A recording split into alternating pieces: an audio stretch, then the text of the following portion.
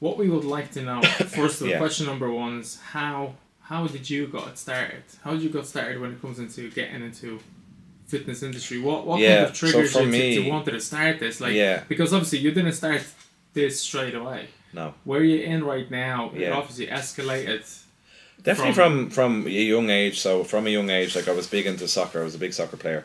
Had my Yeah. dad has expectations where I was potentially going to maybe play for someone in the UK or whatever, but I didn't grow very well, so I'm like too short. But I was very passionate about soccer. That was my main love. And then at around 15 or 16, I got a couple of little injuries and stuff where I wasn't able to play as much. I had problems with my breathing. I think it was a lot to do with puberty and things like that growing up. So that I was like, right, I need to find something else. And I joined a gym when I was 15. I joined Total Fitness and fell in love with like bodybuilding and just lifting weights and stuff like that. And I spent all my life lifting weights. But I remember from I'd say maybe first or second year, I always wanted to be a PE teacher. And I was like, you know what? Unfortunately, I'm not going to be in a position where I'm going to get enough points because the bad thing in Ireland is, I'm sure most of your students would know as well, is that you need more points to be a PE teacher than you do to be a doctor. How does that make sense? No. Do you think a doctor, someone that's on them kind of points, are going to make a good PE teacher? Definitely not. I don't agree with it. So there's maybe 30 places in Ireland a year for PE. So the other option was, okay, I can go to Wolverhampton. Okay, I knew my family couldn't afford to send me. So I just decided, right, that's not going to happen for me. So I was like, right, I want to get into the industry somehow. And I decided to apply for Closhie Ida. So I went to Closhie Ida for a 2-year course. Wow. Sports and leisure management. Loved it. Fell in love with it. I wasn't a great student in school. And when I went to college, I was all of a sudden I was studying things like, biology and so I love biology. I was very, very clued into the body. Want to see how you grow muscle and things like that. So biology. One thing, funny enough, as a business owner of multiple businesses in the past, like I hated the business development side of the business. I had no interest in that. I wasn't good at it. I didn't like business studies.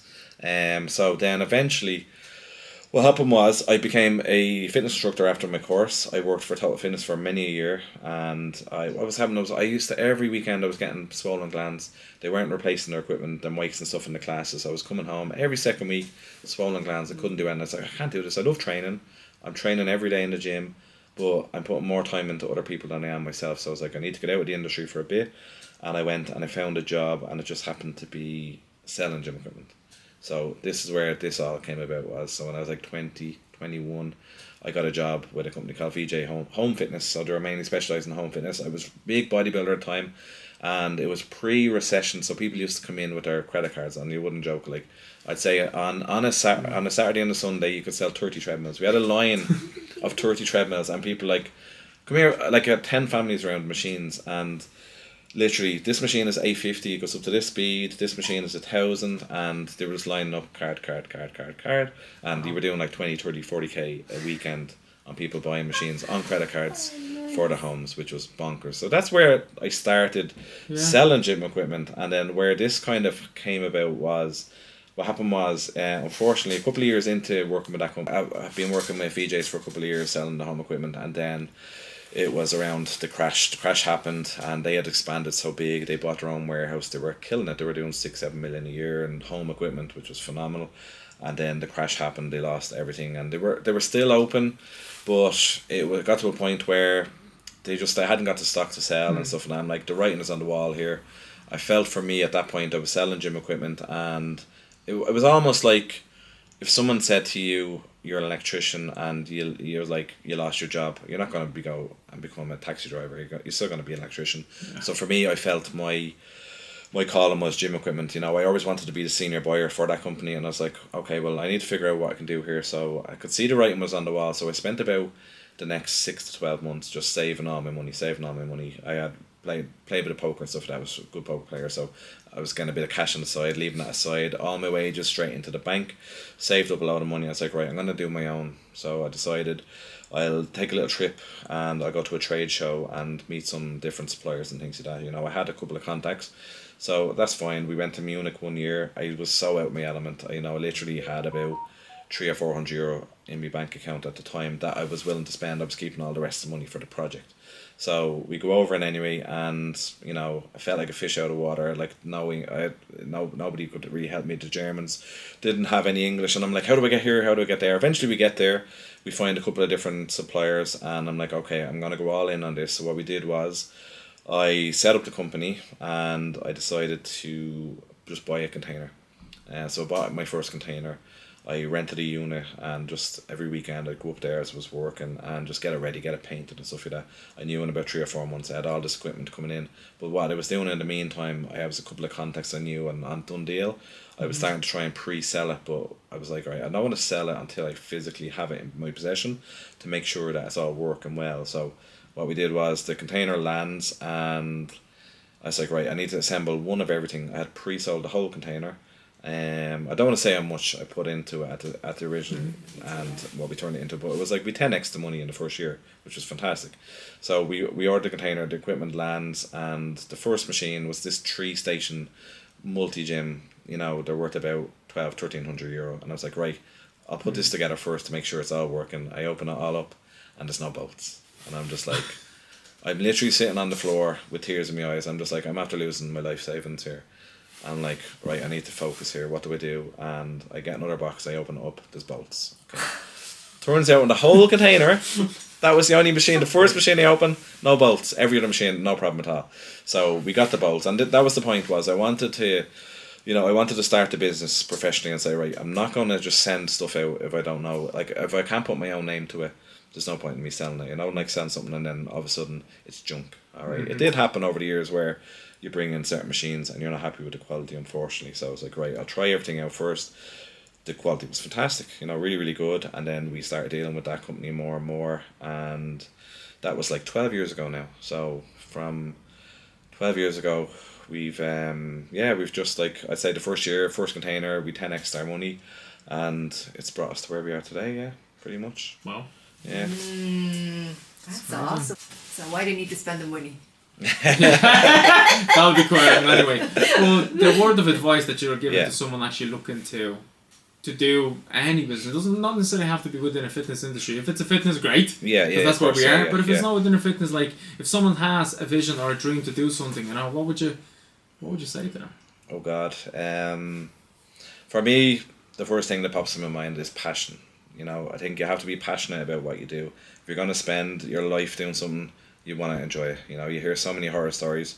People just working 9 to 5 just for a paycheck, and they do not like it. They go home, they just, you know, drink a bottle of wine every night, crying themselves to sleep because they don't want to do it. You know, for me, my passion is gym equipment. My passion is gyms. It always has been, you know, from a young age, wanting to be a PE teacher. That industry, you know, passionate about it. I literally get upset about it sometimes, talking about the passion of this side of the business.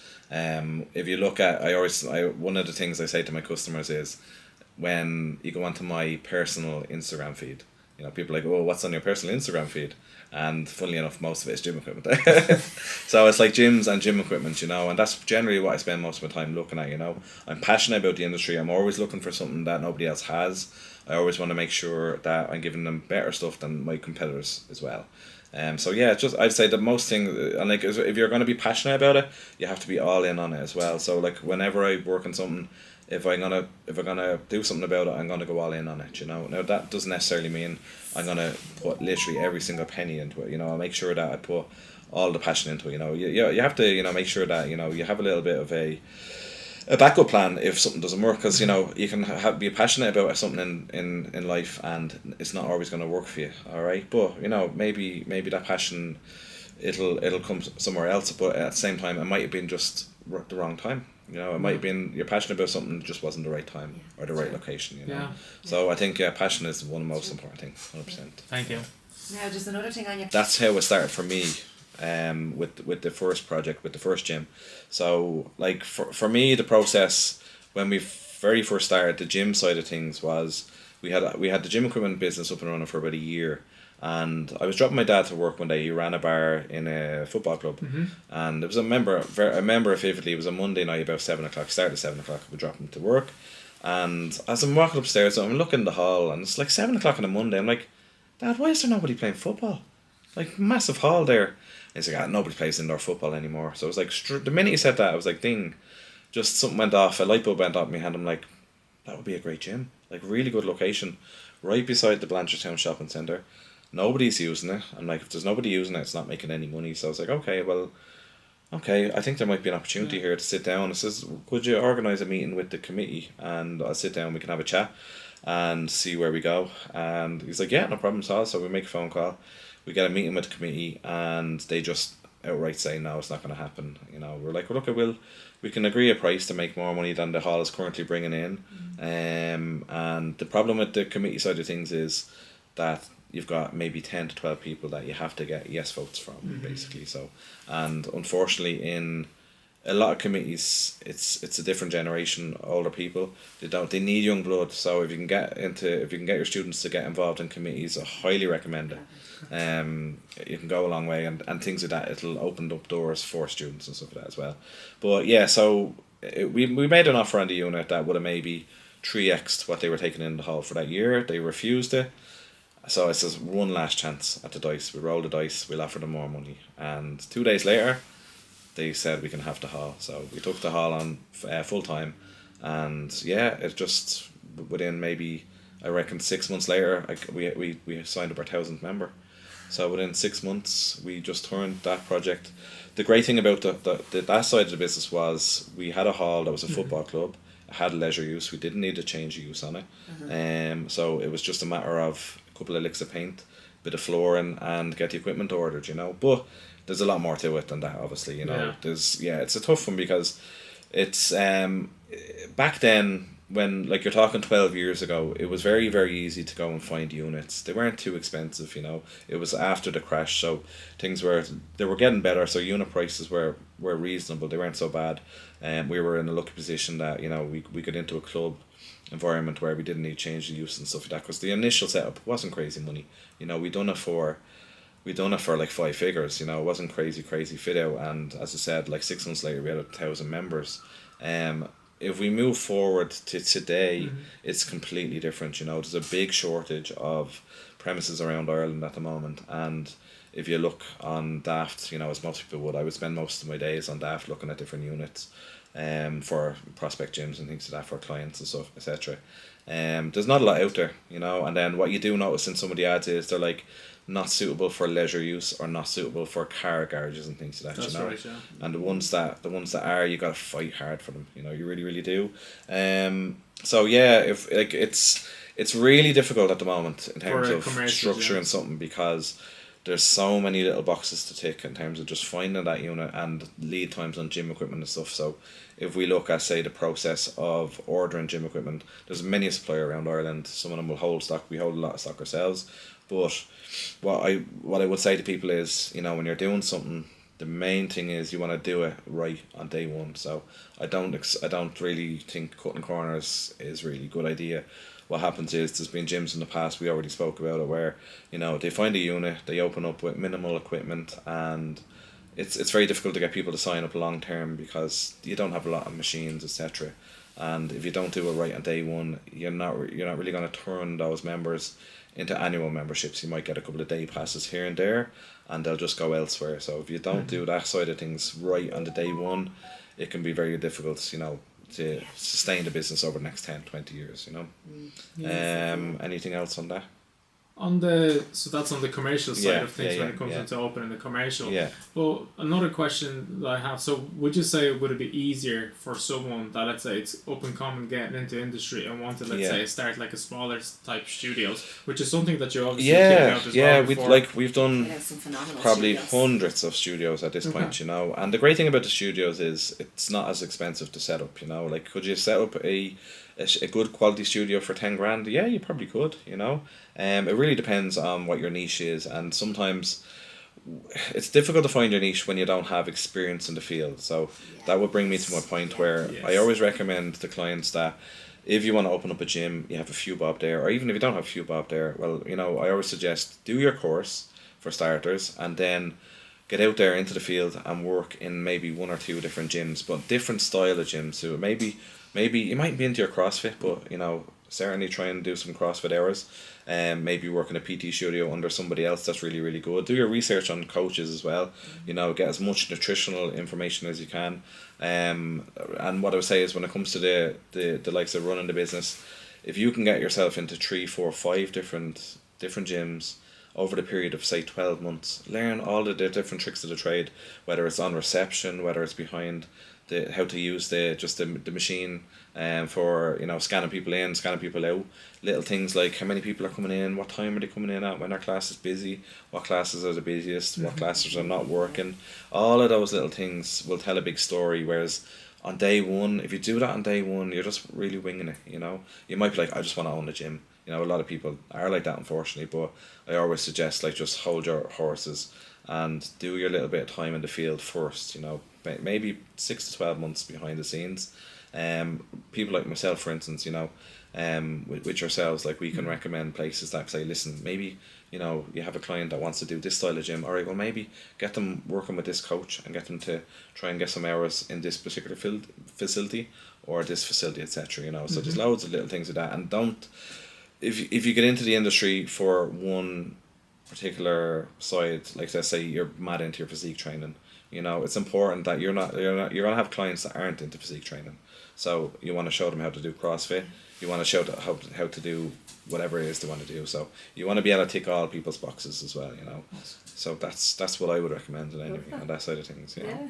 It's authentic and real. Yeah, 100%. It's really what it's. It's like we always talk about it, but no one really listens. But it is. I swear to God, I feel like they'll listen to you. Big time, because it brings me back to as well when we first wanted to open a gym. All right, like it wasn't like the story I just told you about when we found Verona. You know, it was in the back of our minds we wanted to do a gym in anyway, but we almost jumped on a particular location just because we wanted to own a gym. And when we sat back and we didn't do anything with it in the end, but when we sat back and really thought about it, we realised it would have been the worst thing because it wouldn't have worked. There was no bus services, for instance, to get to this particular unit. So there are the little things as well when you're looking at units, alright? Yeah. Is it a good nodal centre that people can get to you? Is there buses? Is there, you know, taxi access? Is there parking, you know, and things like that are really, really important. If you want to stay in a good business, you want to do a lot of people, maybe 30, 40 people in a class, for 3-4 hours in the afternoon, if they can't park outside, you know, it's difficult because you're going to piss off your neighbours. And if you piss off your neighbours, you mightn't be there in 2 years' time, you know. Yes. Big time, And then all the time. I know that from experience. Unfortunately. A lot of unhappy neighbours in Finglas. Yeah, we know that one as well. Yeah. That was brilliant. Brilliant. Let me see what I've got on this now. Grand. Okay, so let's say we're at that point now where like you've done your year's experience, for instance, and you're ready to pull the trigger. You've found your unit, you're happy with everything, you've signed the dotted line. Okay, where do you go from there? So okay, obviously I'd recommend coming to me, of course. You know, no better man. So yeah, first of all, you know, you're obviously gonna need to kit out, whether it's a studio, whether it's a gym, it needs to be kitted out, and you got to figure out little things like budget, for instance. So, you gotta. The most important thing, in my opinion, is doing your research in the industry that you're in and figuring out what's working, what's not working, and especially what's working and not working in those areas, what's missing from those areas that you can take advantage of, for instance, you know. And one of the major problems is, like, people just, like, they can't figure out, who do I go to for equipment, you know? You just type in gym equipment and you're hit with 50 offers of different things. You have Alibaba for China, you have 50 different suppliers. I'm definitely up there as well. I'm one of them. But you're just, like, you can be kind of bombarded with a lot of information and you start panicking, like, I don't know what I'm going to do here, you know? So that's where someone like myself would come in, you know? Like, I'm hoping you guys, like, can recommend me to your students. For instance, I think every course should have something like this behind the scenes, where they recommend a particular person to kind of set it up and see how it works. I'm luckily the kind of person that has the gym equipment side of the business and also a gym owner, so I can kind of see both sides of things and what's good to do. We've made mistakes in the past where you know, you've maybe done things that didn't work, but we're kind of at a point now where you have a template. I know the template of most studios, most gyms, and what I normally do is, first of all, you give me a call and we'll have a chat on the phone and figure out you know, where you're going to be. Sometimes the problem is they don't tell you where they are. Like, my thing is, I don't share information with anybody. If you ring me up, it's private conversation. I'll do my little bit of research on that area as well, on the competition. So let's say you're looking at opening up a gym. Let's just throw an area out there. Blanchardstown, we're in Blanchardstown now. So, okay, grand, right. I'll do a little bit of research on what's currently here and what is maybe missing from the area, you know. So I'll give you some ideas of, you know, what might be best to move forward with in terms of equipment wise, because sometimes people don't know.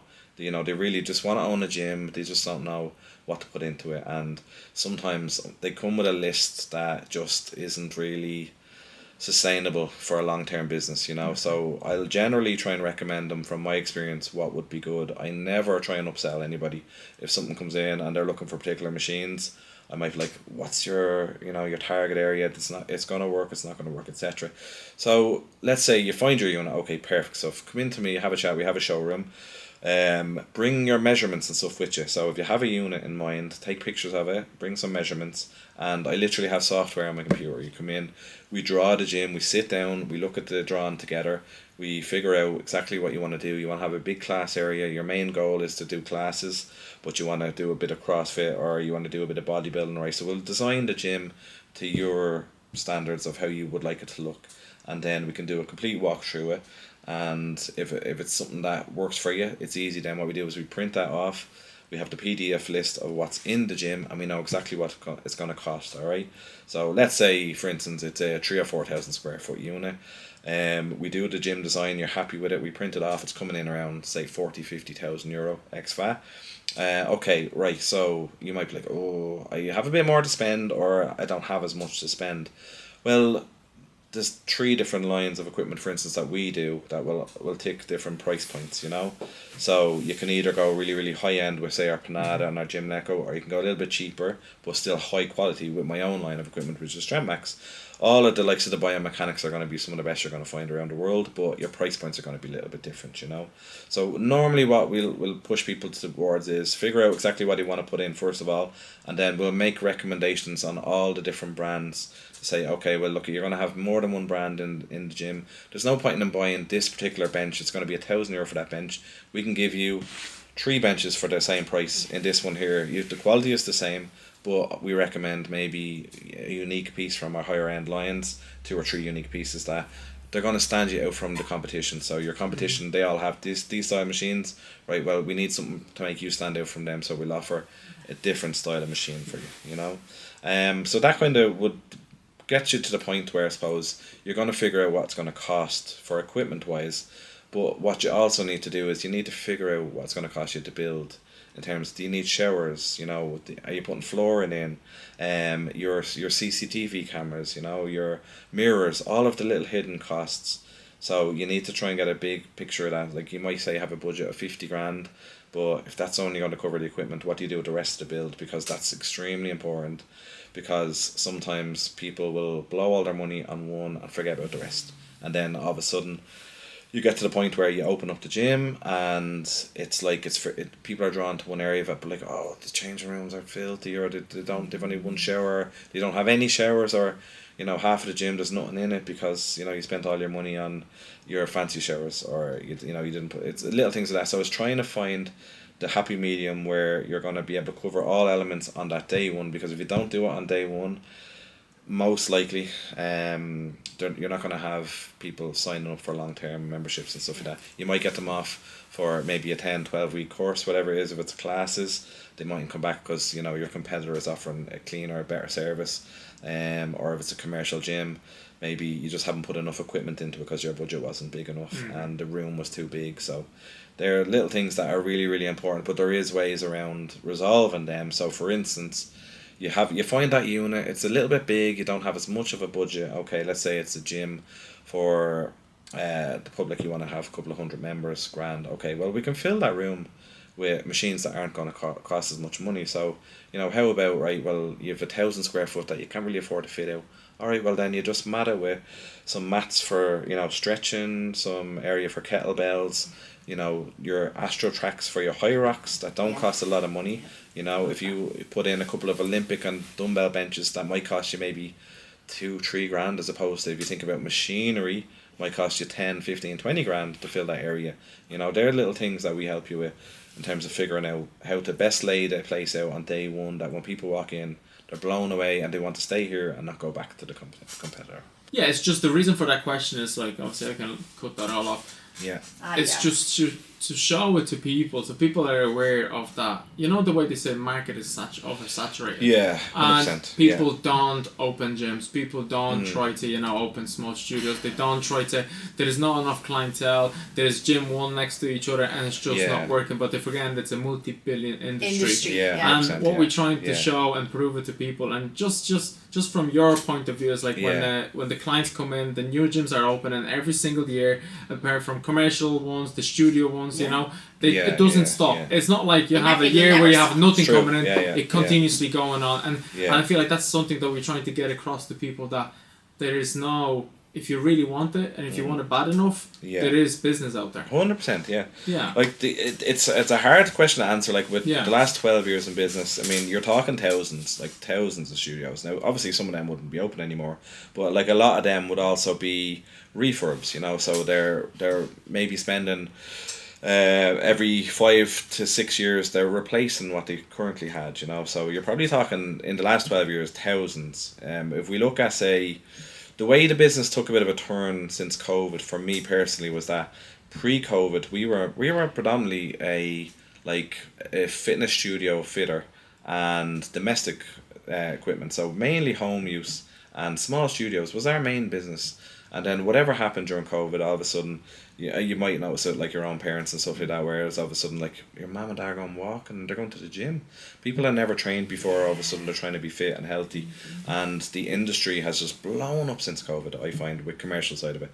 So we had to figure something out. So during COVID, what happened was everyone in Ireland that had equipment for the house, they still have it. And they don't need it anymore. So that market just died overnight. It was crazy. So I'm like, how do I continue my business here? So I needed to focus more on the commercial side of things. So same thing, back to where the story all started. We done our research. We went out and we looked for new suppliers, and we found some of the top suppliers in the world for commercial equipment that look after some of the big brands around the world. And I was like, luckily enough that I can buy from them. And the thing is, it's important that if you deal with one or two companies on a regular basis, you'll always have that beauty that they'll help you out long term, whereas certain people, they won't try and do it themselves. They go direct to China, they buy some junk and they can't get parts for it, so we try and avoid people not to do that, because I could tell you 101 disaster stories. So in terms of that side of things, since COVID, we would do between maybe 7 to 10 massive jobs, like completely kitted out from head to toe, like 6-figure jobs where you have your flooring, your equipment completely done. We look at a couple of big sites we've done. You'd see if you follow our social media, for instance, the last 2 or 3 years we've done multiple gyms for the same people, and they always come back to me because they love the equipment. So if you say, let's say we have some of the proud ones I'm most proud of. I don't want to forget anybody because I'd be insulted if they ever see it. We have Gold's Gym, good friends of mine, Ross and Grania. They came to me. They wanted to do their own gyms and get away from a franchise, for instance, because they were getting screwed under franchises. Franchises take a lot of money away from you, unfortunately. So they wanted to go out and do their own thing. So they created Gold's Galway. And from that, we helped them find another unit, because I will, behind the scenes, if I know people are looking in certain areas, I'll do some research for them and I'll help them find units as well. And to that point, we ended up getting them a unit in Castlebar. They opened up Castlebar. Castlebar job ended up bringing in a massive job this year in Ballina from a member. So there was someone that was training in his gym that he wanted to open up a gym in his town, and that, literally he's seen our social media, how did these lads do this, and he came straight to me. Luckily sometimes people are blessed that, behind the scenes they might have family money that they can tap into, and they come to me and I'll point them in the right direction in terms of what to do. For instance, with that project, we worked on our 3 different brands. He wanted a little bit of everything that, for instance, Castlebar had, that he could bring to Ballina. And that's the thing where people don't realise, in all of these little towns around the world, around Ireland, they're crying out for gyms, for good quality gyms, and there's a lot of people out there that can afford to do it, but for whatever reason they're not. So hopefully that's where I can come in, and we can push them towards some smaller units. They don't need to be massive units, but we need other people down the country that have better facilities than going to your local town that has 15 pubs and one little tiny little gym. You want to have more gyms out there and less alcohol.